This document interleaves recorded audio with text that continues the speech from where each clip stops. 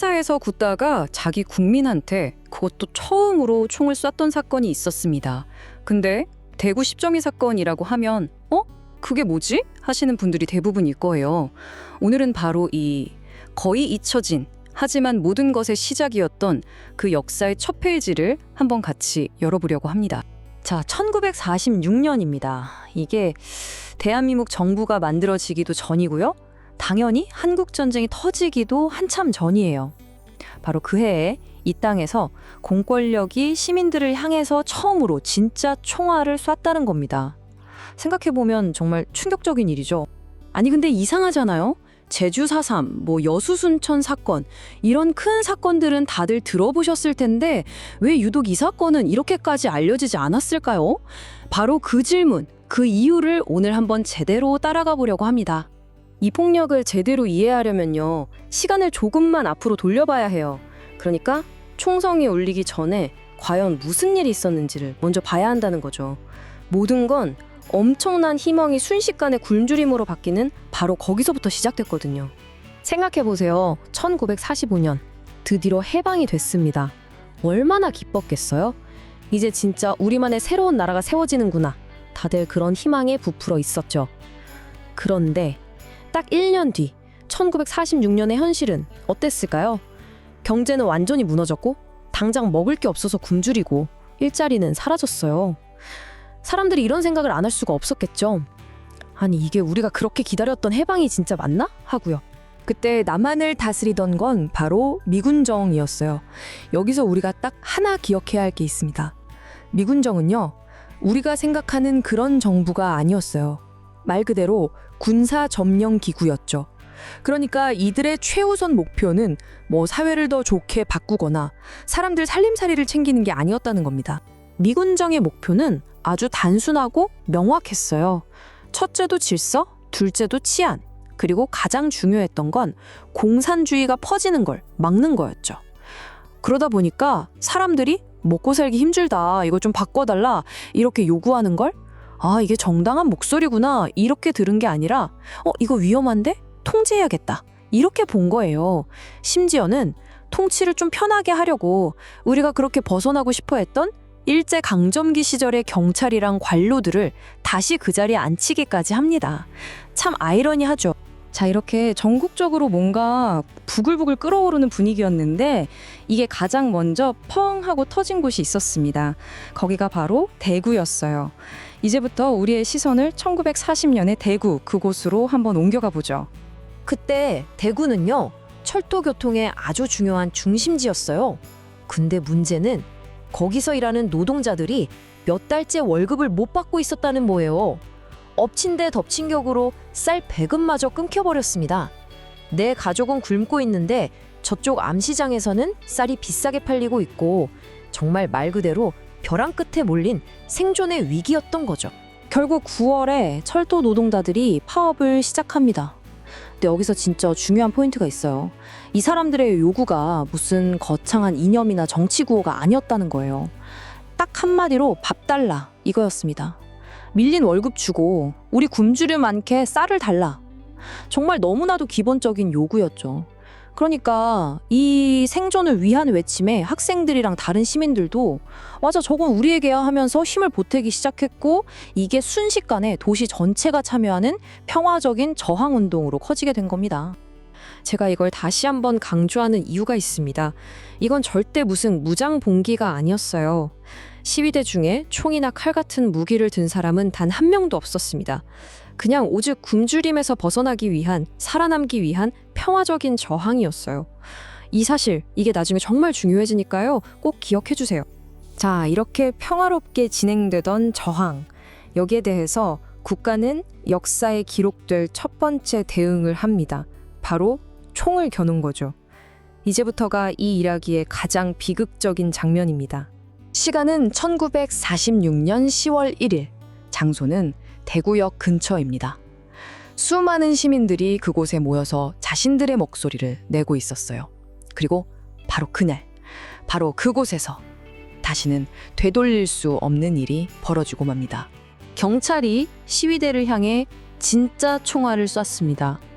기록을 아무리 찾아봐도 하늘에 경고 사격을 했다거나 하는 내용은 없어요. 그리고 아까 말씀드렸죠. 시위대는 무장하지 않았습니다. 그 어떤 증거도 없어요. 이건 그냥 비무장 민간인을 향한 명백한 조준 사격이었던 겁니다. 총을 쏜 직후에 당국은 아주 재빠르게 움직입니다. 바로 이 사건의 성격을 통째로 바꿔버리는 거죠. 밥 달라던 생존 시위는 어느새 공산주의자들의 폭동이 됐고요. 굶주리던 시민들은 나라를 뒤엎으려는 선동 세력으로 둔갑했습니다. 식량을 달라는 요구는 치안을 위협하는 행위가 됐죠. 한마디로 자신들이 저지른 폭력을 정당화하기 위해서 완전히 판을 뒤집어 버린 겁니다. 희생자 숫자도 마찬가지였어요. 공식적으로 발표된 사망자는 고작 수십 명. 하지만 여러 증언이나 자료를 통해 추정되는 실제 사망자는 수백 명에 달합니다. 이 차이가 뭘 의미할까요? 국가는 총을 쏘는 걸로 끝낸 게 아니라는 거죠. 그날의 진실 자체를 기록에서부터 아예 지워버리려고 했던 겁니다. 근데 대구에서 일어난 이 사건은요, 그냥 하나의 안타까운 비극으로 끝나지 않았어요. 이게 더 무서운 점입니다. 이 사건은 앞으로 수십 년 동안 계속해서 반복될 국가폭력의 일종의 설계도 같은 게 되어버렸거든요. 모든 폭력의 시작점, 그 원형이 된 거죠. 이 사건을 겪으면서 국가는 일종의 성공 공식을 배우게 된 셈이에요. 자, 보세요. 1단계. 시민들의 정당한 요구를 이념 문제로 딱지를 붙인다. 2단계. 그 딱지를 근거로 얘네는 위험하니까 총을 쏴도 된다고 정당화한다. 그리고 마지막 3단계. 나중에 문제가 될 것 같으니까 모든 기록과 이야기를 철저하게 통제해서 책임을 싹 지워버린다. 이 공식 어딘가 익숙하지 않으세요? 그리고 이 공식은 정말 무서울 정도로 그대로 반복됩니다. 마치 복사해서 붙여넣기 한 것처럼요. 1946년 대구에서 이 폭력의 공식을 처음으로 시험해 봤다면 딱 1년 뒤 제주 4.3에서는 그 규모를 더 확대해서 적용했고요. 1948년 여수 순천에 가서는 아예 하나의 시스템으로 완벽하게 만들어버린 거죠. 그러니까 핵심은 바로 이거예요. 우리가 대구 10.1 사건이라는 첫 번째 퍼즐 조각을 맞춰 넣고 나면 그 뒤에 벌어진 제주 4.3이나 여순 사건이 더 이상 따로 떨어진 사건으로 보이지 않게 된다는 겁니다. 아, 이게 다 연결된 거였구나. 대구에서 시작된 하나의 거대한 패턴이었구나 하고 비로소 이해하게 되는 거죠. 자, 그럼 이제 맨 처음 던졌던 질문으로 다시 돌아와 볼게요. 도대체 왜 이 중요한 첫 번째 사건은 역사 속에서 거의 지워져 버렸을까요? 여러 이유가 있겠지만 이건 전쟁 중이라 어쩔 수 없었어 라는 변명이 통하지 않아요. 전쟁 전이니까요. 또 대한민국 정부가 세워지기 전이라 누구 책임이라고 말하기도 좀 애매하죠. 근데 아마 가장 큰 이유는 이 첫 번째 총성이 기억되는 순간 그 뒤에 이어진 모든 비극들이 그냥 어쩌다 벌어진 사고가 아니라 의도적으로 반복된 패턴이었다는 게 너무나 명확하게 드러나기 때문일 겁니다. 그걸 감추고 싶었던 거죠. 한번 생각해 보세요. 우리가 어떤 책을 읽는데 가장 중요한 첫 번째 챕터가 통째로 찢겨 나가 있다면 우리가 과연 그 책의 나머지 내용을 온전히 이해했다고 말할 수 있을까요? 아마 아닐 겁니다. 대구 10.1 사건이 우리 현대사에게 던지는 질문이 바로 이것 아닐까 싶습니다. 제주 4.3 사건. 이거 그냥 폭동 한 단어로 끝낼 얘기가 절대 아니에요. 사실은 국가가 자기 국민을 적으로 돌리고 저지른 정말 거대한 폭력이었거든요. 근데 이상하죠? 이렇게 큰 사건이 수십 년 동안 그냥 싹 지워져 버렸어요. 오늘은 바로 그 얘기를 해보려고 합니다.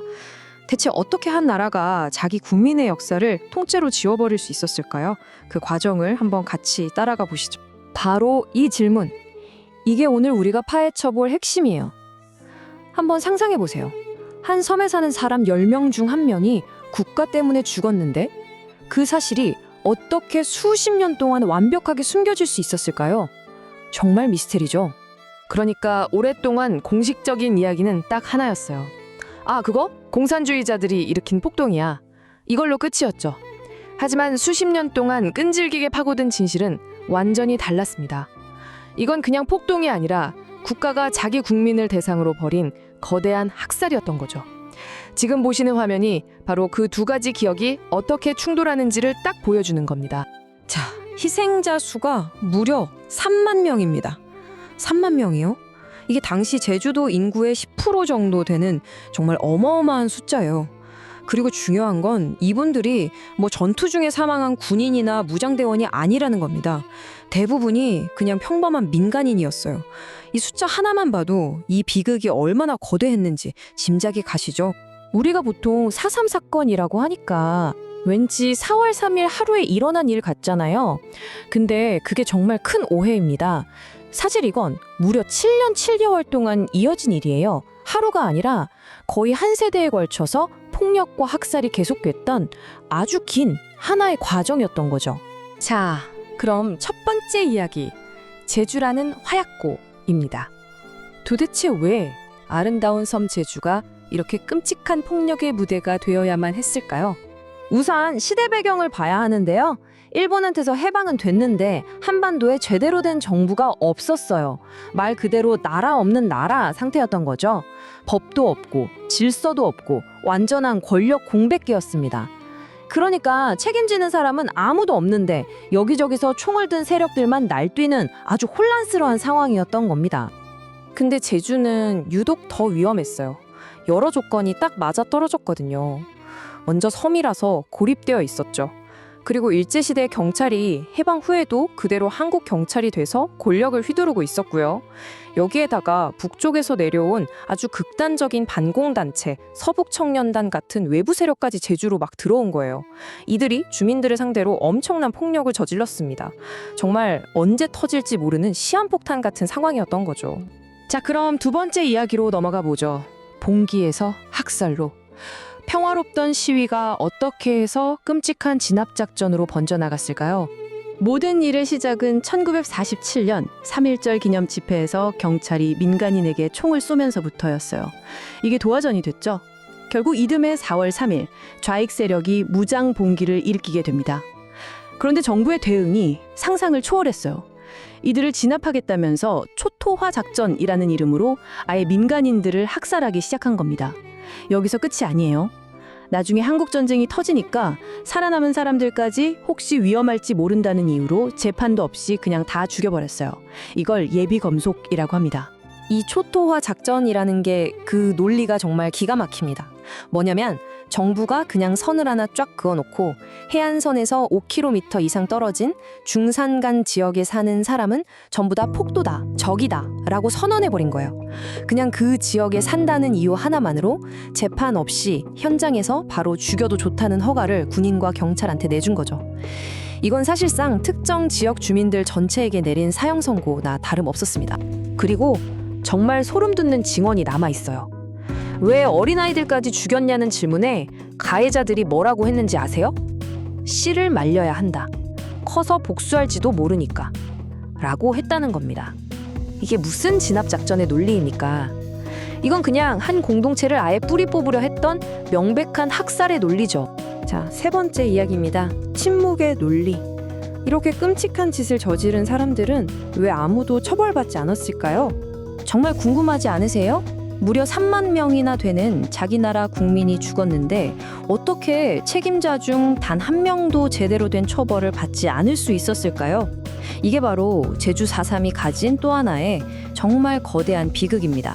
진실을 덮어야만 했던 이유는 크게 세 가지로 볼 수 있어요. 첫 번째, 막 세워진 대한민국이라는 나라의 출발이 자랑스러운 독립이 아니라 자국민 학살이라는 걸 인정할 수가 없었던 거예요. 국가의 정당성이 흔들리니까요. 두 번째, 공산주의를 막는다는 이 반공이라는 게 당시에는 절대적인 신화였거든요. 근데 그게 사실은 무고한 사람들을 죽이는 핑계였다는 게 드러나면 안 됐던 거죠. 그리고 가장 결정적인 세 번째 이유, 바로 학살을 명령하고 주도했던 그 사람들이 해방 후에 군대, 경찰, 정부의 높은 자리를 다 차지하고 있었던 겁니다. 자기들이 자기들을 처벌할 리가 없잖아요. 지금 보시는 이 표가 당시 상황을 아주 극명하게 보여줍니다. 어떻게든 민간인 피해를 줄여보려고 무장대와 협상을 했던 김익렬 연대장. 이 사람은 결국 군대에서 쫓겨났어요. 반면에 초토화 작전을 밀어붙여서 대규모 학살을 이끈 송요찬 연대장은요, 나중에 군대 최고위직까지 올라가면서 승승장구했습니다. 참 기가 막히죠. 학살을 막으려 한 사람은 벌을 받고 학살을 저지른 사람은 상을 받은 꼴이니까요. 자, 이제 마지막 이야기입니다. 끝나지 않은 질문. 수십 년간 강요되었던 그 끔찍한 침묵은 과연 제주에 무엇을 남겼을까요? 살아남은 사람들은 어쩌면 죽은 사람들보다 더한 고통을 겪었을지도 모릅니다. 빨갱이 가족이라는 낙인이 찍혀서, 그러니까 연좌제 때문에 평생을 감시당하고 직장도 제대로 못 구하고 자식들까지 불이익을 당했어요. 4.3에 대해서 입을 떼는 것 자체가 목숨을 거는 일이었죠. 그러니 그냥 침묵하는 것만이 유일한 생존 방법이었던 겁니다. 그 기나긴 침묵 속에서 가족과 마을은 서서히 그리고 깊이 병들어갔습니다. 국가가 미안하다, 우리 잘못이다 이 한마디를 하는 데까지 무려 50년이 넘게 걸렸습니다. 2000년대가 되어서야 겨우 국가 차원의 진상조사가 시작되고 대통령이 공식적으로 사과를 했죠. 정말 너무나도 길고 고통스러운 세월이었습니다. 제주 4.3은 그냥 오래된 슬픈 역사 이야기가 아닙니다. 이 사건은 지금 여기를 살아가는 우리 모두에게 아주 무겁고 근본적인 질문 하나를 던지고 있거든요. 바로 이겁니다. 국가는 과연 언제, 어떤 상황에서 자기가 지켜야 할 국민에게 등을 돌리는가? 이 질문을 잊지 않고 계속해서 그 답을 찾아 나가는 것, 그것이야말로 우리가 이 아픈 역사를 끝까지 기억해야 하는 진짜 이유가 아닐까요? 우리 현대사에는 참 중요하지만 이상하게 잘 알려지지 않은 사건들이 있죠.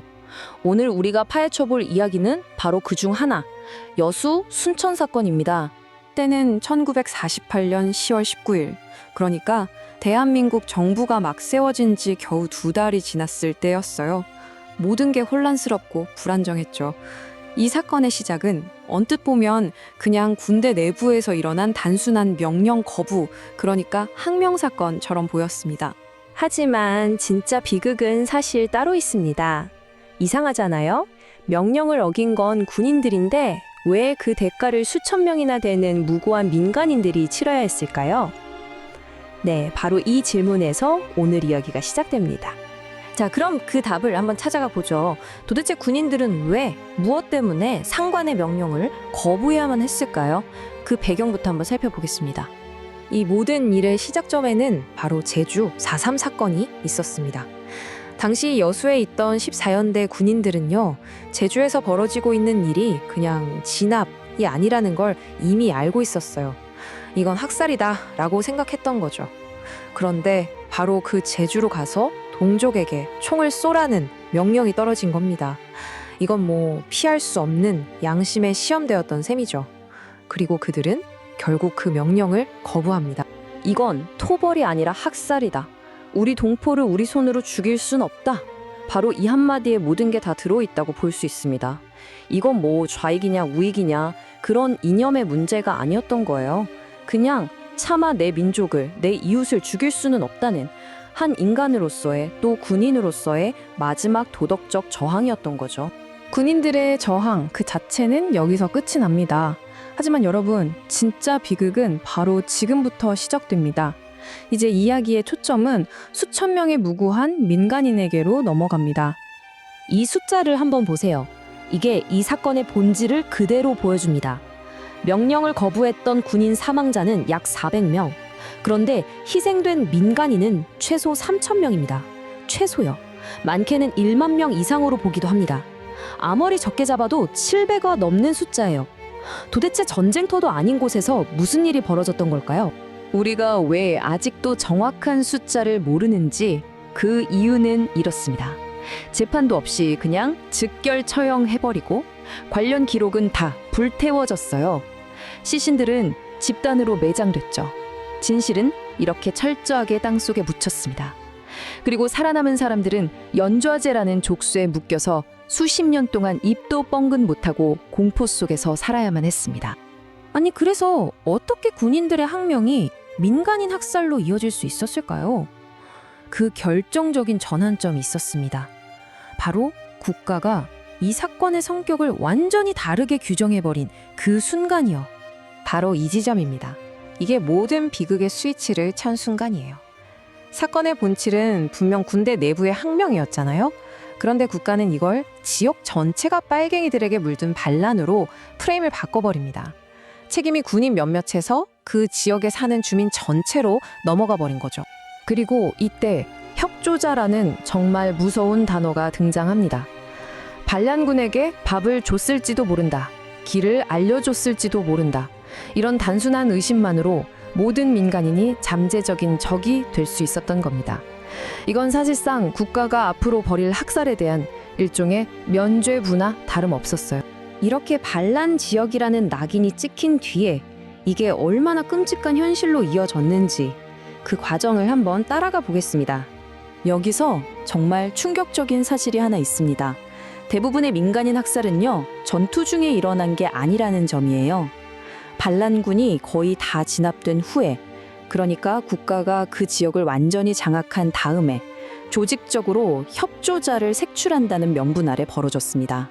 이건 전투가 아니라 명백한 국가폭력이었던 거죠. 이 사건 전개 속도를 한번 보세요.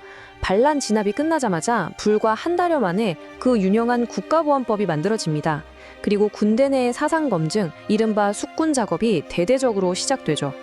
결국 이 여순 사건은 이승만 정부가 강력한 반공 국가체제를 만들고 권력을 탄탄하게 다지는데 더없이 좋은 명분이 되어준 셈입니다. 그 결과는 어땠을까요? 너무나도 불공평했습니다. 명령을 거부한 군인들은 처형당하고 그 존재 자체가 역사 기록에서 지워졌습니다. 하지만 착살에 가담했던 사람들은요, 아무도 처벌받지 않았습니다. 심지어 어떤 사람들은 승진까지 했죠. 한 기록의 표현을 빌리자면 국가는 가해자를 보호하고 피해자를 침묵시키는 길을 선택한 겁니다. 그렇다면 이 끔찍했던 사건은 우리 역사에 과연 어떤 유산을 남겼을까요? 마지막으로 이 깊은 상처가 우리에게 무엇을 말해주고 있는지 짚어보겠습니다. 이 사건에 남긴 가장 비극적인 유산은 바로 국가폭력의 매뉴얼이 만들어졌다는 겁니다. 제주 4.3 사건에서 어렴풋이 보였던 방식이 바로 이 여수순천 사건을 거치면서 아주 체계화된 거예요. 그리고 이렇게 완성된 끔찍한 매뉴얼은 얼마 뒤 터진 한국전쟁에서 전국의 수많은 민간인을 향해 그대로 다시 사용되었습니다. 결론적으로 우리는 이 사건을 단순히 군인들의 반란으로만 기억해서는 안 됩니다. 진짜 문제의 핵심은 이것입니다. 국가가 언제 그리고 왜 자신의 국민을 적으로 규정했는가? 이 사건은 국가가 통치를 유지하기 위해서 자국민을 적으로 만들어버린 바로 그 순간에 대한 기록입니다. 결국 여순 사건은 70여 년이 지난 오늘 우리에게 이 묵직한 질문을 던지고 있습니다. 국가는 언제 그리고 어째서 자신의 국민을 적으로 돌리는가? 오늘 우리가 함께 생각해봐야 할 문제가 아닐까 싶습니다.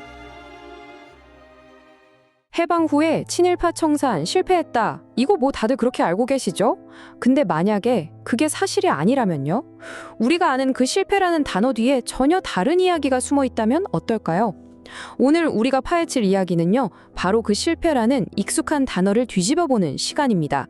실패가 아니라 오히려 그 정반대에 대한 이야기죠.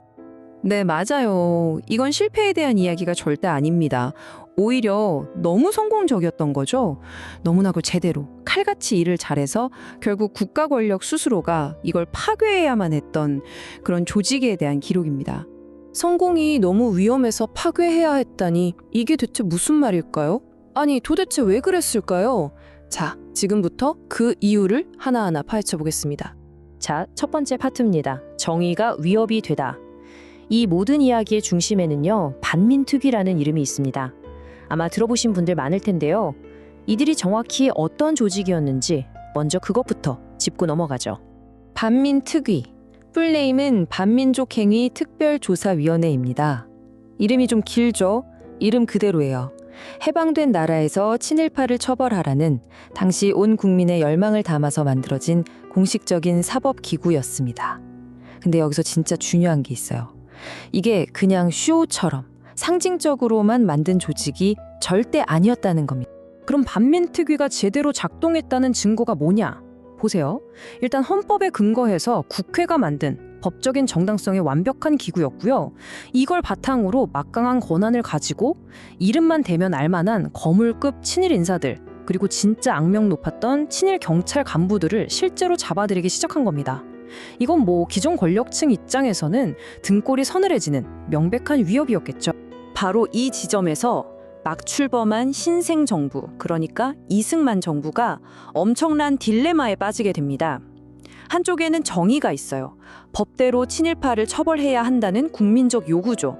근데 다른 한쪽에는 안정이 있습니다.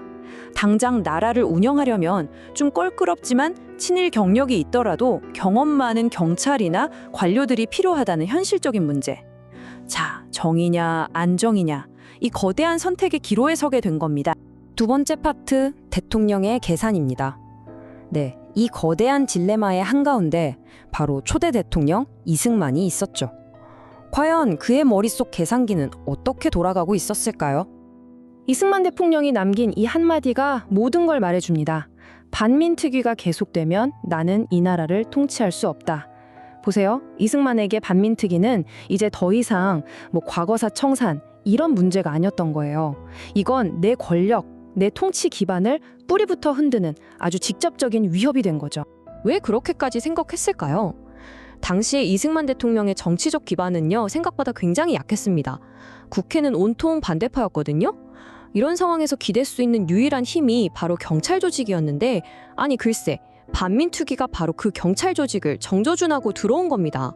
그러니 극심한 위기감을 느낄 수밖에요. 여기에 반공이라는 키워드가 더해집니다. 이승만 입장에서는 친일파를 수사하는 게 곧 반공전선을 무너뜨리는 일이라고 본 거예요. 그러니까 이건 이승만에게는 말 그대로 시간과의 싸움이었던 겁니다. 반민특위가 내 손발, 내 지지 기반을 다 잘라내기 전에 어떻게든 내 권력을 단단하게 굳혀야 한다. 이런 절박함이 있었던 거죠. 그의 이런 판단은 아주 확고한 세계관에서 나온 겁니다. 이승만 대통령에게 공산주의는요, 토론하고 타협할 수 있는 그런 정치 이념이 아니었어요. 이건 그냥 악이고 반드시 제거해야 할 문명 파괴자였던 겁니다. 타협의 여지가 아예 없었던 거죠. 자, 이 논리가 어떻게 이어지는지 보세요. 공산주의가 절대 악이라면 그걸 막는 게 최우선 과제겠죠. 그럼 누가 제일 확실하게 공산주의자들을 때려잡을 수 있을까요? 바로 일제시대부터 그런 기술을 연마해온 친일 경찰과 관료들이었던 겁니다. 어제의 친일파가 오늘의 반공전사로 탈바꿈하던 순간이죠. 그러니까 지금 친일 문제 캐면 반공전선이 무너진다. 이런 결론이 나오는 겁니다. 정의보다 반공이, 그리고 그 반공이 곧 내 정권의 안정이 되는 그런 계산이 선 거죠. 자, 세 번째 파트입니다. 법이 법을 부수다. 이제 이야기는 클라이맥스로 치닫습니다. 합법적으로는 도저히 반민특위를 막을 방법이 없다는 걸 깨달은 정부가 결국 해서는 안 될 선택을 하거든요. 바로 스스로가 만든 법을 스스로가 부숴버리는 거죠. 근데 왜 하필 그 도구가 경찰이었을까요? 답은 생각보다 간단합니다. 당시 이승만 대통령이 자기 마음대로 직접적으로 움직일 수 있는 유일한 무력 집단이 바로 경찰이었기 때문이에요. 경찰은 그야말로 완벽한 도구였습니다. 왜냐? 당시 군대는 아직 체계가 잡히지 않아서 불안정했고요. 국회는 아까 말했듯 통제가 안 됐죠. 하지만 경찰은 달랐어요. 일제 때부터 이어져 온 탄탄한 조직력이 있었고 명령만 내리면 즉시 동원 가능했죠. 그리고 가장 결정적인 거, 바로 자기들이 반민특위의 핵심 수사 대상이었잖아요. 그러니까 정권의 명령을 따르는 게 곧 자기들이 살아남는 길이었던 겁니다. 정권의 필요와 경찰 조직의 생존 본능이 기가 막히게 딱 맞아떨어진 거죠. 여기서 다시 한번 강조해야 할 게 있습니다. 반민특위는요, 법적으로도 도덕적으로도 그리고 국민 여론의 지지까지 모든 명분을 다 가지고 있었어요. 모든 게 반민특위 편이었단 말입니다. 그러니 정상적인 합법적인 방법으로는 이들의 활동을 도저히 멈출 수가 없었던 거예요. 그래서 남은 선택지는 딱 하나였습니다. 불법으로 합법을 멈춘다. 결국 1949년 6월 6일 역사의 그날이 오고야 맙니다. 무장한 경찰들이 반민특위 본부를 말 그대로 습격합니다. 조사관들을 폭행하고 체포하고 수사 자료들을 전부 빼앗아가 버리죠. 이건 국가가 스스로 세운 법과 기관을 국가의 폭력으로 짓밟아버린 정말 우리 역사상 전례 없는 순간이었습니다. 네 번째 파트입니다. 불신의 유산. 이 충격적인 사건 이후 우리 한국 사회에는 과연 무엇이 남았을까요? 그 상처는 즉각적이었고 또 아주 오래 갔습니다. 경찰 습격은 시작에 불과했습니다. 그 뒤로는 모든 게 일사천리였어요. 일단 예산을 싹둑 잘라버리고 법을 바꿔서 권한을 아예 없애버립니다. 그리고는 결국 위원회를 공식적으로 해산시키죠. 이렇게 반민특위는 아주 철저하게 단계적으로 무력화되고 역사 속으로 사라집니다. 하지만 진짜 무서운 건 지금부터입니다. 이 사건이 남긴 장기적인 결과들이죠. 첫째, 처벌받았어야 할 친일 엘리트들이 오히려 대한민국 권력의 핵심으로 다시 들어오게 됐습니다. 둘째, 정의보다는 안정이 더 중요하다는 위험한 선리가 만들어졌어요. 그리고 셋째, 권력을 가진 사람은 잘못을 해도 결국 책임지지 않는다는 인식이 사회의 규범처럼 되어버렸죠. 여러분, 유전무죄, 무전유죄 같은 말들, 국가 사법 시스템에 대한 냉소적인 시선들, 어쩌면 그 깊고 깊은 불신의 뿌리가 바로 여기서 시작됐다고도 볼 수 있는 겁니다. 자, 그래서 오늘의 결론은 아주 명확합니다. 다시 한번 강조하지만 반민특위는 무능해서 실패한 게 아닙니다. 바로 이 문장처럼 너무나도 일을 잘해서 너무 위협적으로 제대로 작동했기 때문에 권력에 의해 지워진 겁니다. 우리가 오늘 이 오래전 이야기를 꺼낸 이유는요, 단순히 과거를 심판하고 누구를 비난하자 이런 차원의 문제가 아닙니다.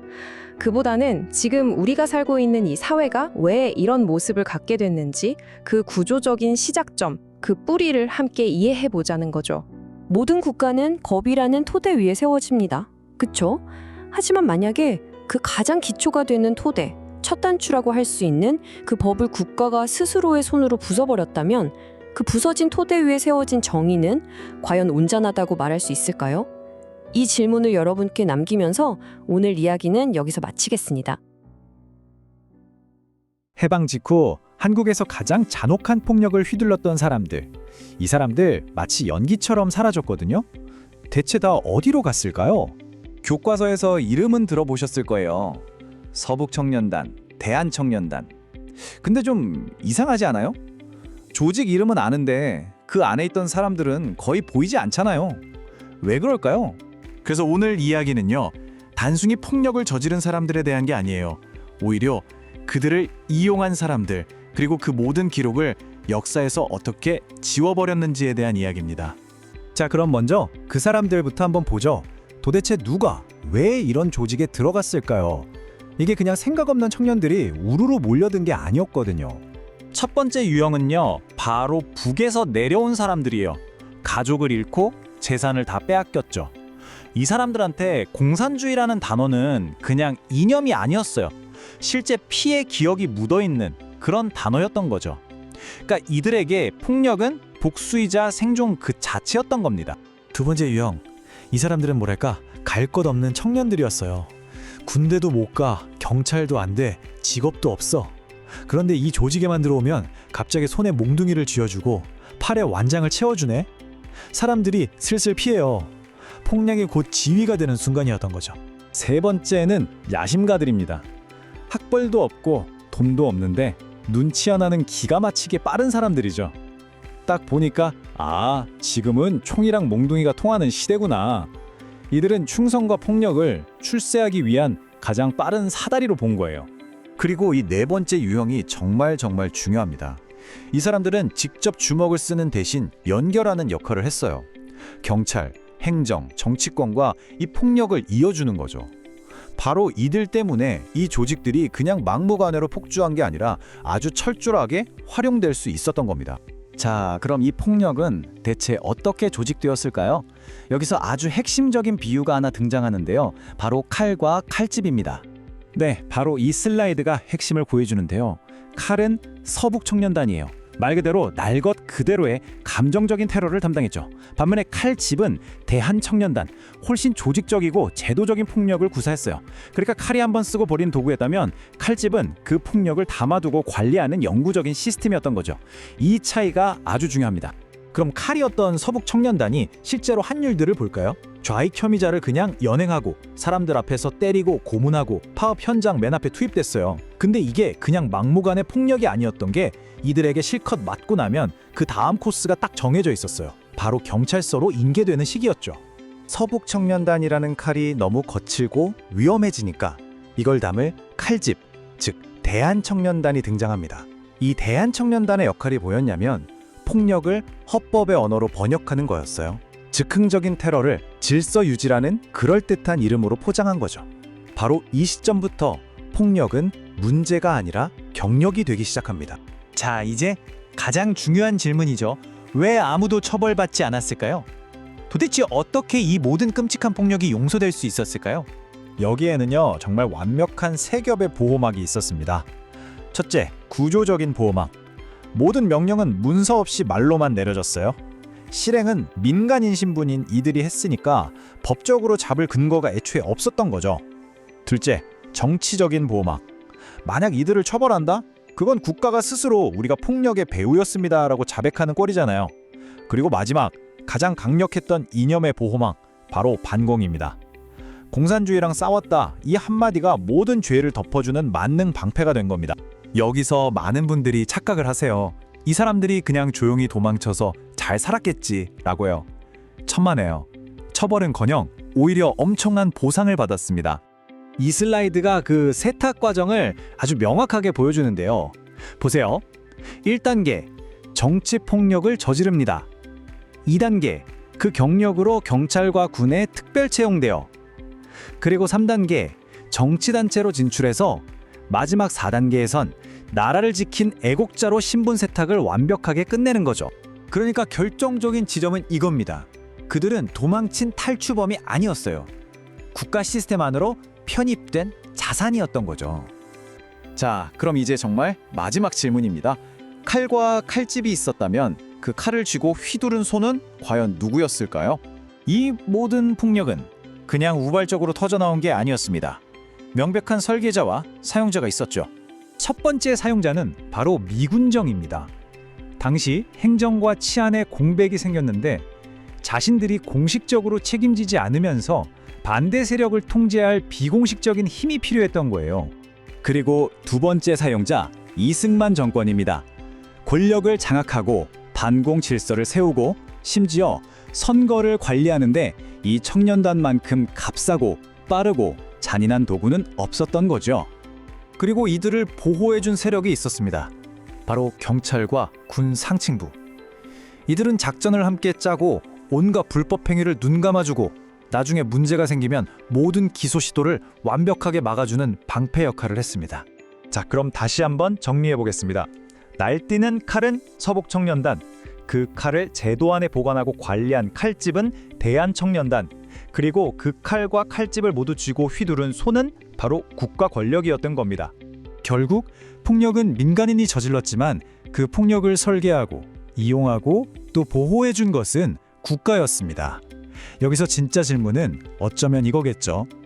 국가가 원한다면 그 칼은 언제든 다시 뽑힐 수 있는 것 아닐까요?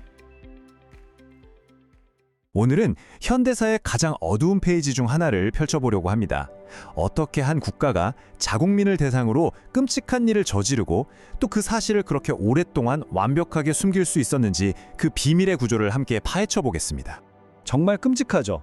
이게 바로 1950년 한국전쟁이 막 시작됐을 때 수만 명의 대한민국 민간인들이 맞닥뜨려야 했던 믿을 수 없는 현실이었습니다. 바로 이 질문이 오늘 우리가 풀어야 할 가장 큰 미스터리입니다. 어떻게 국가가 주도한 거대한 학살이 반세기가 넘도록 역사 속에서 거의 완벽하게 지워질 수 있었을까요? 자, 그럼 본격적으로 시작해보죠. 우선 보도연맹이라는 게 도대체 뭐였는지부터 알아보고 그게 어떻게 끔찍한 학살로 이어졌는지, 그리고 그 후 수십 년간 어떻게 침묵이 강요되었는지 그 모든 과정을 차근차근 따라가 보겠습니다. 모든 비극의 시작을 알려면 시간을 거슬러 올라가야 합니다.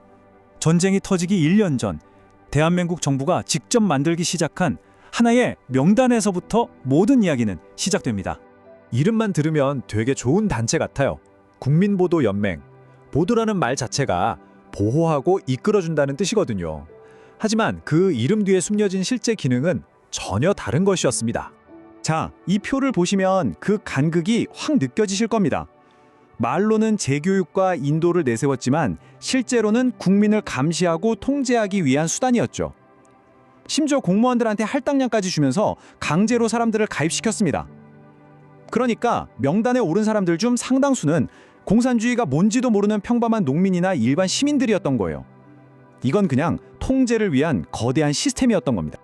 그리고 이 거대한 통제 시스템은 1950년 6월 25일 한국 전쟁이 터지는 바로 그 순간 가장 끔찍한 살인 도구로 돌변하게 됩니다. 상황이 완전히 뒤바뀐 거죠. 어제까지 보호하고 이끌어줘야 할 대상이었던 사람들이 하루아침에 북한에 협력할지 모르는 잠재적 적으로 규정된 겁니다. 그리고 그들을 보호해주겠다던 명단은 이제 어떤 재판도 없이 그들을 제거하기 위한 살생부가 되어버렸습니다. 이 과정을 보면 정말 소름이 돋습니다. 이건 전쟁터에서 우발적으로 일어난 폭력이 아니었어요. 명단을 보고 사람들을 불러 모으고 트럭에 태워서 정해진 장소에서 조직적으로 총살한 아주 차갑고 행정적인 절차에 따른 학살이었습니다. 국가가 자국민을 상대로 말이죠. 정확한 숫자는 아직도 논쟁 중이지만 불과 두세 달 만에 최소 10만 명 이상이 희생된 것으로 추정됩니다. 이건 한국전쟁 기간에 일어난 단일 사건으로는 가장 큰 규모의 민간인 학살 중 하나로 기록되고 있습니다. 자, 이렇게 엄청난 규모의 학살이 일어났습니다. 그런데 여기서 더 무서운 질문이 시작됩니다. 도대체 왜, 어떻게 이 끔찍한 진실이 반세기가 넘는 시간 동안 땅속에 완벽하게 묻혀 있을 수 있었을까요? 지금부터 그 은폐의 구조를 하나씩 해보겠습니다. 이 타임라인이 모든 걸 말해줍니다. 1950년과 2005년. 무려 55년의 공백이 있죠. 이건 그냥 시간이 흘러서 잊힌 게 아닙니다. 이건 아주 의도적이고 구조적으로 만들어진 침묵이었습니다. 이유를 보면 간단합니다. 범죄를 저지른 가해자가 바로 국가였기 때문이죠. 스스로 저지른 죄를 스스로 수사할 리가 없잖아요. 여기에 반공이라는 거대한 이데올로기가 모든 사람의 입을 막아버렸고 이후의 권위주의 정권들은 이 진실을 계속해서 덮는 쪽을 택했습니다. 가장 큰 피해자인 유가족들은 빨갱이 가족이라는 낙인과 감시 속에서 숨죽여 살아야만 했고요. 특히 이 이데올로기를 통한 침묵 강연은 지난 50년을 이해하는데 가장 중요한 열쇠라고 할 수 있습니다. 한번 상상해 보세요. 내 아버지가, 형제가 어느 날 갑자기 끌려가서 억울하게 죽었는데 그 억울함을 말하는 순간 나 역시 공산주의 동조자, 즉 빨갱이로 몰릴 수 있는 사회였던 겁니다. 슬퍼하는 것조차 죄가 되는 시대였죠. 이건 단순한 침묵이 아니라 생존을 위한 강요된 침묵이었습니다. 기억 자체가 그렇게 폭력적으로 억압된 겁니다. 그렇다면 이 단단하게 봉인되어 있던 역사는 어떻게 깨지기 시작했을까요? 2000년대에 들어서야 마침내 그 틈이 벌어지기 시작합니다. 모든 것의 시작은 바로 1980년대 후반의 민주화였습니다. 사람들이 목소리를 낼 수 있는 세상이 열리면서 국가 안보라는 이름 아래 묻혔던 인권 문제, 과거의 문제들을 이야기할 수 있는 공간이 드디어 생긴 거죠. 그리고 결정적인 전환점은 2005년 진실화해위원회의 출범이었습니다. 국가가 사상 처음으로 국가가 저지른 범죄를 직접 조사하기 시작한 겁니다. 전국의 산과 들에 숨겨져 있던 유해들이 발굴되기 시작했고 평생을 숨죽여 살던 유가족들의 증언이 터져나오기 시작했습니다. 하지만 이걸로 끝이 아닙니다. 조사를 했다는 것이 곧 모든 정의가 실현되었다는 뜻은 아니니까요. 아직도 신원이 확인되지 않은 유해들이 너무나 많고 국가의 공식적인 사과와 배상 문제 역시 여전히 해결해야 할 과제로 남아 있습니다. 말 그대로 미완의 현재인 셈이죠. 혹시 오늘 이 이야기를 처음 들어보신 분이 계신가요? 그렇다면 바로 그 사실 자체가 이 비극의 거대한 일부입니다. 한 국가가 저지른 끔찍한 진실이 50년 넘게 성공적으로 은폐되었다는 가장 확실한 증거이니까요. 이 모든 이야기는 결국 우리에게 하나의 묵직한 질문을 던집니다. 국가는 도대체 어떤 순간에 자기가 보호해야 할 국민을 적으로 돌리고 총구를 겨누게 되는 걸까? 이건 단순히 과거의 이야기가 아닙니다. 위기의 순간에 우리의 권리가 얼마나 쉽게 무너질 수 있는지, 그리고 아무리 오랜 시간이 걸리더라도 권력의 잘못에 끝까지 책임을 묻는 일이 왜 중요한지를 보여주는 우리 모두의 이야기입니다.